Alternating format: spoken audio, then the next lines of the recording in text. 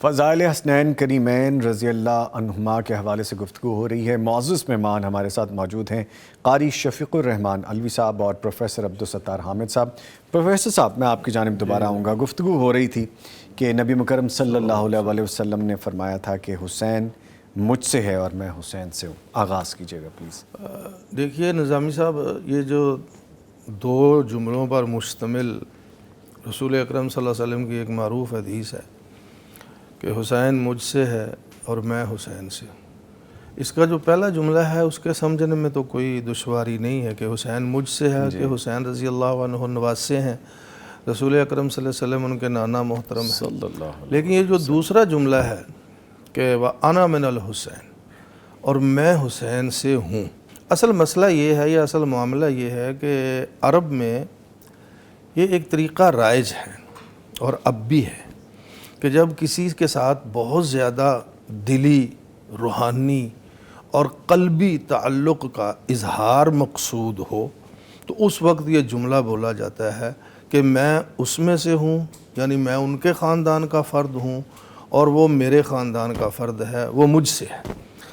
یہ صرف حضرت حسین رضی اللہ عنہ کے لیے ہی نہیں ہے، بلکہ اگر روایات کو دیکھا جائے، جمع کیا جائے تو آپ صلی اللہ علیہ وسلم نے بعض دوسرے لوگوں کے لیے بھی یہی انداز اور یہی الفاظ استعمال فرمائے۔ جی، مثلا آپ صلی اللہ علیہ وسلم کے ایک صحابی ہیں حضرت جلیبیب رضی اللہ تعالیٰ عنہ، ان کے بارے میں آتا ہے کہ آپ صلی اللہ علیہ وسلم نے ان کی شہادت کے موقع پر یہ فرمایا تھا کہ میں جلیبیب میں سے ہوں اور جلیبیب مجھ میں سے ہے، یعنی اس کے ساتھ بھی میرا ویسا ہی تعلق ہے، ویسی ہی محبت ہے اور قربت ہے جیسا کہ میرے اپنے خاندان کے لوگوں کے ساتھ قربت اور محبت اور تعلق ہے۔ جی، اسی طرح آپ صلی اللہ علیہ وسلم نے ایک اشعری قبیلہ ہے، اس کے بارے میں بھی اس طرح کے الفاظ استعمال فرمائے اور کچھ اور لوگوں کے بارے میں بھی استعمال فرمائے۔ تو اس حدیث کا اصل اور بنیادی مفہوم یہی ہے کہ اس میں نبی پاک صلی اللہ علیہ وسلم نے سیدنا حسین ابن علی رضی اللہ تعالیٰ عنہما کے ساتھ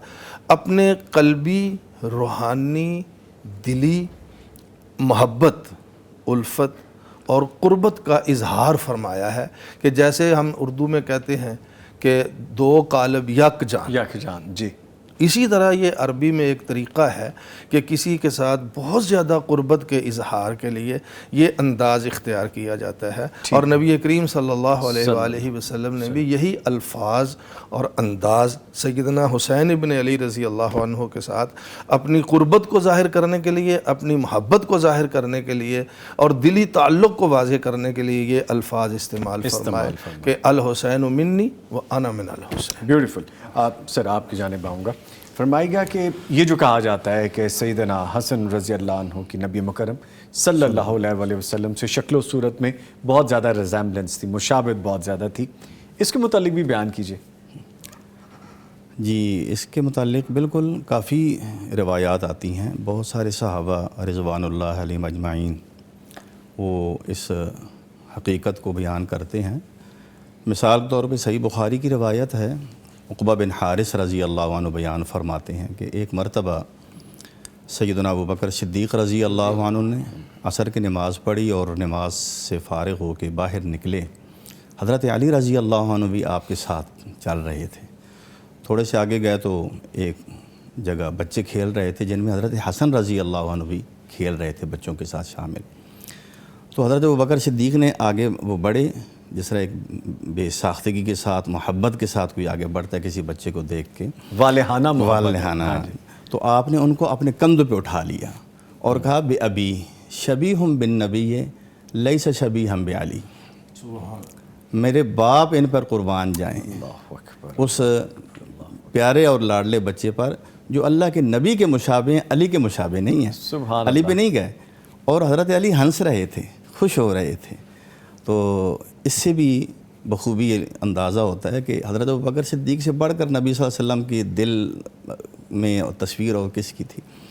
تو حضرت ابوبکر صدیق رضی اللہ عنہ نے گویا حضرت حسن کو نبی علیہ الصلوۃ والسلام کے مشابہ قرار دیا.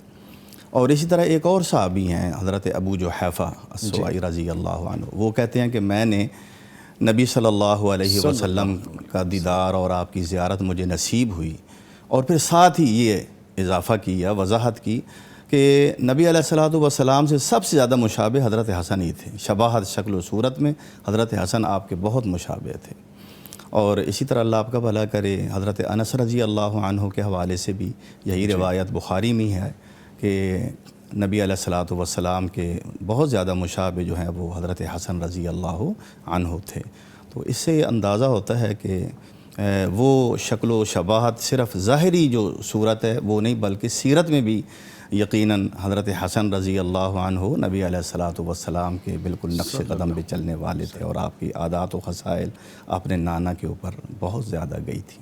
ماشاءاللہ. وہ چونکہ جینیٹکس ملتی تھی، جی بالکل، خاندان اور قبیلے وہ اور وہی نسل تھی. جی. اگر حضرت علی کی جانب سے بھی ہیں رضی اللہ تعالیٰ عنہ کی جانب سے، تو وہ جس طرح حضرت فاطمہ الزہرا کے حوالے سے ان کے حوالے سے ہم بات کرتے تو وہ جینز وہی تھے. شیخ صاحب نے جیسے فرمایا نا پہلے کہ حضرت حسین رضی اللہ عنہ، بالکل یہی بات ہے کہ اگر ایک نظر پڑتی تھی حضرت حسین میں تو ایسے ہی لگتا تھا جیسے اللہ کے نبی علیہ الصلوۃ والسلام سے بہت ملتے جلتے ہیں.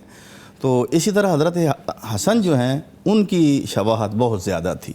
اور بعض علماء نے اس میں یہ توجیہ بیان کی ہے، یہ ایک نقطہ بیان کیا ہے علماء نے کہ نبی علیہ الصلوۃ والسلام کی جسم کا جو اوپر والا بابرکت حصہ تھا تو یوں سمجھے کہ حضرت حسن پوری وہ تصویر تھے سینے سے اوپر یعنی ناف سے.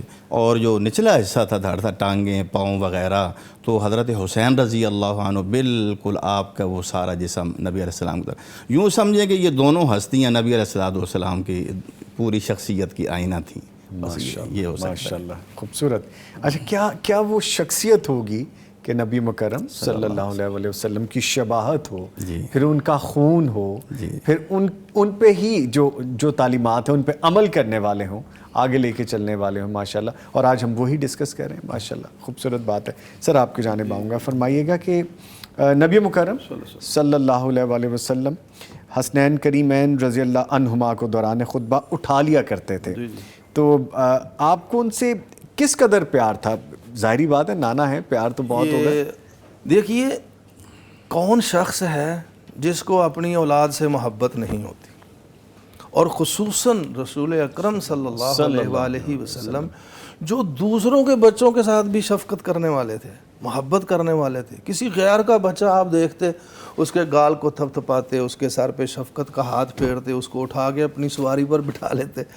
تو اپنے بچوں کے ساتھ، اپنے نواسوں کے ساتھ محبت کا کیا عالم ہوگا. اس کی ایک مثال کی طرف آپ نے اشارہ کیا.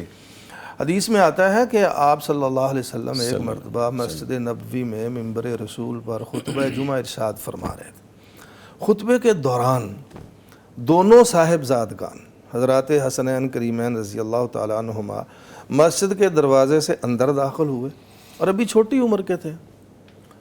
تو دونوں گرتے پڑتے ہوئے مسجد میں داخل ہو رہے تھے. تو نبی اکرم صلی اللہ علیہ وسلم نے جب ان کو دیکھا تو آپ کی محبت نے جوش مارا. شفقت دے پدری کہہ لیں، نانے کی شفقت کہہ لیں، اس میں تلاطم آ گیا، یوں سمجھ لیں.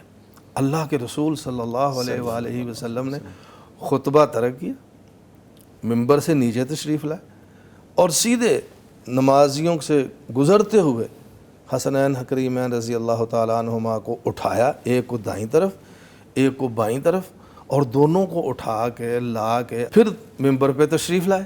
پھر آپ نے جہاں سے خطبہ جمعہ چھوڑا تھا وہیں سے خطبے کا آغاز کیا، اور دوبارہ آپ نے خطبہ جمعہ ارشاد فرمایا. اس سے دو تین باتیں معذرت کے ساتھ پلیز کمپلیٹ کر لیجئے.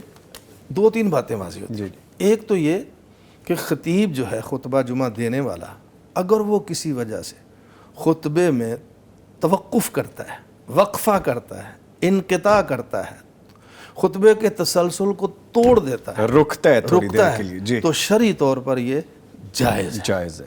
جیسا کہ رسول اکرم صلی اللہ علیہ وسلم نے کیا۔ دوسرا اس سے یہ مسئلہ مترشح ہوتا ہے، واضح ہوتا ہے کہ ایک باپ کو، خاندان کے ایک بزرگ کو، ایک بڑے آدمی کو اپنے خاندان کے بچوں کے ساتھ از حد محبت ہونی چاہیے۔ یہ ہمارے ہاں جو بابے جھڑکتے رہتے ہیں نا بچوں کو، یہ محبت کا یہ عالم یہاں پہ پتہ چلتا ہے، سبق ہمیں یہاں سے مل جاتا ہے۔ یہاں سے یہ سبق ملتا ہے کہ بزرگوں کو بچوں کے ساتھ، اپنے نواسوں کے ساتھ، اپنے پوتوں پوتیوں کے ساتھ محبت، شفقت، ایسا عمل کر کے ایسا دکھانا عمل چاہیے، کر کے دکھانا ہے، ان کو اٹھانا چاہیے۔ اس سے عام لوگوں کو بھی یہ تاثر ملتا ہے کہ اولاد جو ہے یہ اللہ کی بہت بڑی نعمت ہے، اس کی قدر کرنی چاہیے۔ ٹھیک ٹھیک۔ یہ صرف اگر وقت ہو تو میں ایک اور حدیث بیان کروں، یہ صرف خطبے تک محدود نہیں ہے۔ رسول اکرم صلی اللہ علیہ وسلم کے اپنے ان نواسوں کے ساتھ جو محبت تھی اور جو قلبی تعلق تھا، اس کا اندازہ آپ اس حدیث سے لگا سکتے ہیں کہ آپ نماز پڑھا رہے ہیں، جی، امامت کا فریضہ سر انجام دے رہے ہیں، اور دونوں میں سے ایک یا کوئی ایک یا دونوں وہ آپ کی پشت مبارک پر سوار ہو جاتے ہیں سجدے کی حالت میں، جی، بیٹھ جاتے ہیں۔ اب اللہ کے رسول علیہ الصلوۃ والسلام، اگر ہم جیسا کوئی بابا ہوتا تو کہ آپ اپنے آپ کو کہہ رہے ہیں، میں تو اس میں بالکل کوئی ایسا جملہ نہیں بول رہا، مطلب میں معاشرے کی بات کر رہا ہوں، معاشرے کی جی، بات کر رہا ہوں۔ لیکن رسول اللہ صلی اللہ علیہ وسلم کی اپنے نواسوں کے ساتھ کیسی محبت ہے، کیسا پیار ہے کہ آپ نے سجدہ لمبا کر دیا، ماشاءاللہ، اور جب تک وہ خود اترے نہیں جی، آپ نے اپنے سجدے سے سر نہیں اٹھایا۔ یعنی خطبے کو توڑ کر بھی آپ نے محبت کا اظہار فرمایا، اور نماز کو لمبا کر کے سجدے کو طوالت دے کر بھی آپ صلی اللہ علیہ وسلم نے حضرات حسنین کریمین کے ساتھ اپنے تعلق اور محبت اور رأفت اور قلبی لگاؤ جو ہے اس کا اظہار۔ بہت سے سبق ملتے ہیں ان ساری چیزوں سے ہمیں۔ ٹھیک ہے سر، آپ کی جانب آؤں گا، فرمائے گا کہ سیدنا حسن رضی اللہ تعالی عنہ جنتی نوجوانوں کے سردار ہیں، اور زبان نبوت سے کتنی بڑی سعادت ملی ہے، یہ فرمائیے گا۔ بالکل جی، نبی صلی اللہ علیہ وسلم کے یہ دونوں نواسے، ان کو بہت بڑے اعزازات نصیب ہوئے۔ ان میں سے ایک یہ بھی ہے کہ یہ دونوں جنتی نوجوانوں کے سردار ہیں، جی، اور یہ حدیث بہت سارے صحابہ سے مروی ہے، بلکہ ایک جگہ میں پڑھ رہا تھا کہ کسی محقق نے لکھا ہے کہ تحقیق سے پتہ چلتا ہے کہ تقریباً یہ روایت جو ہے وہ 15-16 صحابہ سے مروی ہے، لیکن ان میں سے میں ایک روایت آپ کے سامنے رکھتا ہوں تاکہ اس سے اندازہ ہو کہ یہ بشارت ملی کیسے۔ جی، مسند احمد کی روایت اور سنن ترمذی میں بھی ہے۔ حضرت حذیفہ بن یمان رضی اللہ عنہ وہ اپنا ایک واقعہ بیان کرتے ہیں کہ ایک مرتبہ میری والدہ ماجدہ نے مجھ سے پوچھا، اور اس میں بھی بڑے سبق ہیں کہ والدہ پوچھ رہی ہیں کہ بیٹا کتنے دن ہوئے ہیں آپ کو نبی علیہ الصلوۃ والسلام سے ملاقات کی ہے، زیارت کی ہے؟ جی، تو انہوں نے کچھ زیادہ دن بتائے۔ وہ چونکہ مدینہ منورہ میں مختلف محلے تھے اور وہیں نمازیں بھی لوگ پڑھا کرتے تھے، اور اس طرح جمعے میں مسجد نبی میں آیا کرتے تھے۔ تو انہوں نے جب یہ بتایا کہ یعنی کچھ دن ہو گئے ہیں، تو والدہ کو اس چیز پہ بہت غصہ آیا، اور وہ کہتے ہیں کہ والدہ ماجدہ نے مجھے جھڑکا بھی اور سخت الفاظ کہے کہ تو اتنی سستی کر رہا ہے کہ اتنے دن گزر گئے کہ اللہ کے نبی علیہ الصلوۃ والسلام کی زیارت سے تو مشرف نہیں ہوا اور آپ کے یعنی استفادے سے محروم رہا۔ تو وہ کہتے ہیں کہ میں نے فوراً کہا، یہاں دیکھیں کہ وہ خود جوان ہیں، اور والدہ ماجدہ کے جھڑکنے پہ وہ کیا کہہ رہے ہیں کہ اماں جان میں معذرت چاہتا ہوں، میں ابھی جاتا ہوں، اور میں مغرب کی نماز نبی علیہ الصلوۃ والسلام کے ساتھ پڑھوں گا، اور مزید یہ کہ میں آپ کے ساتھ اس وقت تک رہوں گا جب تک کہ اللہ کے نبی مجھے اور آپ کو مغفرت کی دعا نہیں دے دیتے۔ سبحان اللہ، اس وقت میں آؤں گا جب اللہ کے نبی یہ کہیں گے کہ حذیفہ اللہ تجھے اور تیری والدہ کی بخشش فرما دے۔ سبحان اللہ۔ تو کہتے ہیں میں نے مغرب کی نماز پڑھی، اور میں نبی علیہ الصلوۃ والسلام کی فراغت کا عبادت سے منتظر تھا، لیکن اللہ کے نبی عشاء تک نوافل پڑھتے رہے۔ اس سے یہ بھی پتہ چلتا ہے کہ بعض اوقات انسان کو یہ اس وقت کی بھی جو ہے فائدہ اٹھانا چاہیے، عبادت میں صرف کرنا چاہیے۔ یہ ایک سبق یہ بھی ہے جی یہاں پہ ہمارے، کہ آپ عشاء تک نوافل پڑھتے رہے، اور پھر آپ نے عشاء کی نماز پڑھا کے جب فارغ ہو کے اپنے گھر کی طرف تشریف لے جانے لگے تو میں بھی آپ کے پیچھے پیچھے ہو لیا۔ تو راستے میں آپ کو کوئی شخص ملا، جس نے رازدارانہ بات کی، اور پھر وہ چلا گیا۔ تو اللہ کے نبی جب آگے بڑھے تو میں بھی آپ کے پیچھے پیچھے چلنے لگ گیا۔ تو آپ کو اندازہ ہوا، محسوس ہوا کہ میرے پیچھے کوئی آ رہا ہے۔ پوچھا کون ہو؟ میں نے کہا میں حذیفہ۔ تو پوچھا کیا وجہ ہے، میرے پیچھے کیوں آ رہے ہو، کیا بات ہے؟ تو میں نے پوری وہ بات بتا دی کہ والدہ مائدہ نے یوں کہا تھا اور میں آپ سے دعاؤں کا طالب ہوں۔ تو آپ نے فرمایا غفر اللہ لک ولأمک، اللہ تجھے بھی بخشے اور تیری والدہ کو بھی بخشے۔ سبحان اللہ، سبحان اللہ۔ اور پھر آپ نے یہ کہا کہ تم نے دیکھا تھا مجھے ایک آدمی ملا تھا تھوڑی دیر پہلے؟